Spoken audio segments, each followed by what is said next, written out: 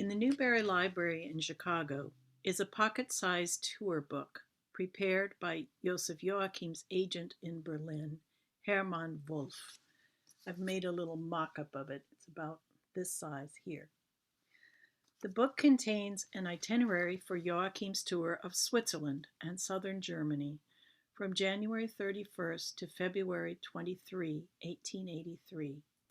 He played 18 concerts in 23 days. This little book allows us to view details of Joachim's travel, performance arrangements, repertory, and compensation. We also see him establishing or renewing relationships with sponsors, musicians, conductors, and friends. He had toured in Switzerland several times, on his own and with Johannes Brahms, but in 1883 had not performed there in 6 years. On the inside front cover of the tour book, we see Wolf's handwritten send-off, a play on two meanings of the word Fidel. Wohlgemut ziehe zur Schweiz, lass tönen die herrliche Fidel. Hast du bezaubert das Land? Kehre uns wieder, Fidel. Go to Switzerland in good spirits. Let your marvelous fiddle sound. Once you have enchanted the country, then cheerfully return to us. And he signed it Berlin, 31 January 1882, but it should have been 1883. Wolf had not caught up with the new year. Each opening of the book corresponds to a single day. On the upper left, we find the date and city, Joachim's lodging, either in a fine hotel or prominent family, often his friends, concert hall and start time, name of sponsoring organization or local music dealer who would serve as his contact, the conductor, and Joachim's honorarium. This is the one for Bern, 10 February. Listed on the right side are the pieces he was to perform. Here the Mendelssohn Concerto and the Tartini Devil's Trill Sonata.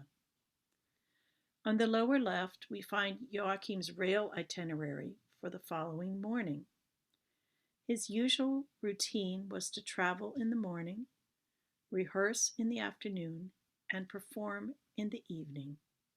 Then he would get up the next morning and do it again. The entire plan depended on the railroad. Joachim performed in Erfurt with the city's orchestra on February 1st.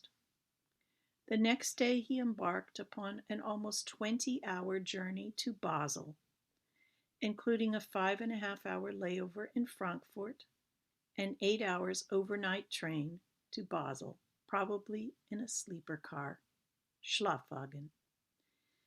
He stayed 3 nights there with the banker Friedrich Rickenbach Stehlen, president of the Allgemeine Musikgesellschaft, and his wife Margareta, a pianist and vocalist.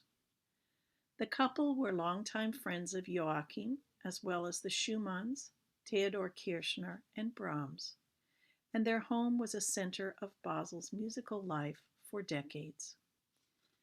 In the city's Stadtcasino, under Alfred Vogtland, Joachim gave his only performance on this tour of Brahms's violin concerto.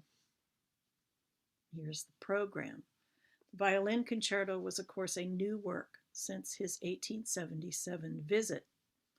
And note that the orchestra also played his overture to Kleist, Opus 13, for the first time there in Basel.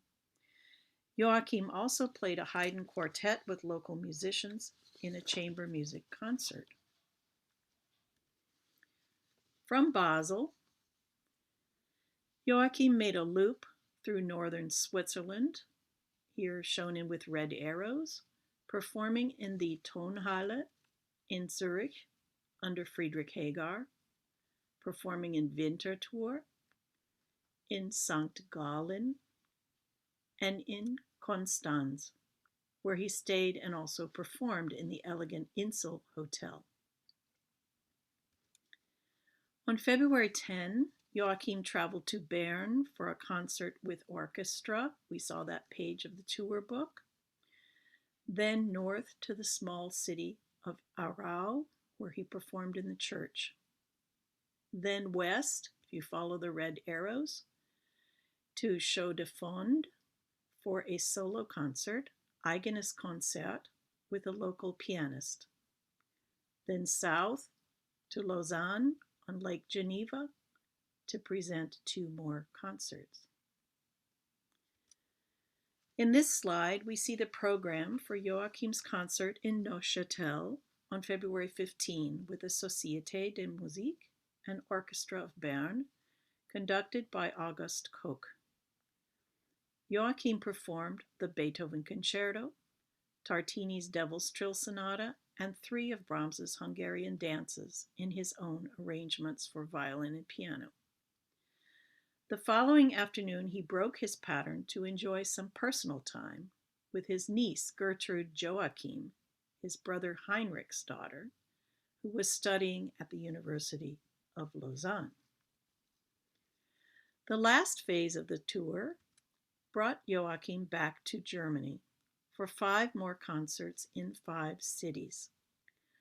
A solo concert with a pianist in a Nuremberg hotel, where his audience included travelers coming from Wagner's funeral in Bayreuth, a concert in Stuttgart, and one in Wiesbaden, where he played with orchestra in the Kursaal for guests visiting the spa, and he stayed in the famous Victoria Hotel and bathhouse.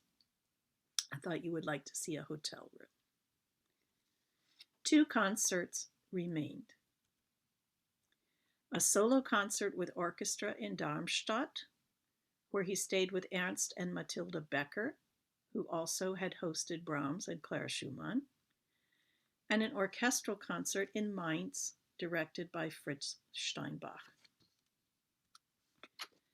We know from Joachim's letter to sister-in-law Ellen that he was headed for Paris the following morning and on to London the next day, so that he could begin his engagements there the following day, February 26th. We turn to Joachim's repertory on the tour. In orchestral concerts in which he was the featured guest artist, Joachim performed a concerto and 1 or more smaller pieces with orchestra, with piano, or without accompaniment. The pieces listed in this table can be described as Joachim's greatest hits. Except for the Brahms Concerto, which was new, they were the same pieces he had played in Switzerland during earlier visits, and he played these pieces in many venues throughout his career. Programming music that was associated with him satisfied audiences' desires and reinforced Joachim's performing persona, especially given that he presented only 1 concert in most cities he visited. The plan also has obvious practical advantages when time for practice and rehearsal is very limited. Joachim set his fees based on the ability of an organization to pay, not on the number or types of pieces he would perform. His honoraria on this tour ranged from 1,000 marks for concerts in Stuttgart and Wiesbaden for fairly large venues, down to 400 marks for the chamber concert in Basel. In just over 3 weeks, he earned about 13,000 marks, minus his expenses, travel, lodging, meals, incidentals, and a few assisting artists for his solo concerts. Sayuri Hatano estimates that Hermann Wolf claimed between 5 and 10% of his artist's proceeds. With the help of Baedeker's guides for Switzerland and Germany from this period, I estimate that Joachim cleared approximately 10,000 marks on this tour, thus somewhat more than in tours of similar length in Sweden and Northern Europe, but less apparently than he could earn in Austria and Hungary. By comparison, Brahms received the equivalent of 15,000 marks for his Third Symphony and the two-piano arrangement in 1884, and 3,000 marks for individual chamber works in the early 1880s. Finally, a word about agents. Concert agents emerged in Europe in the 1870s and proved valuable in what was an international, high-risk industry. Some artists, including Clara Schumann, continued in the old way, working through personal connections, completing arrangements on site, and depending on assistance from family and friends. Though Joachim did draw on his extensive personal network, he relied on agents such as Wolf in Berlin, Ignaz Kugel in Vienna, and Arthur Chappell in London to smooth his path, to minimize risk, and to make possible the tight scheduling that we see in this tour for maximum income in the shortest time. According to Brahms, this is how Joachim preferred to tour.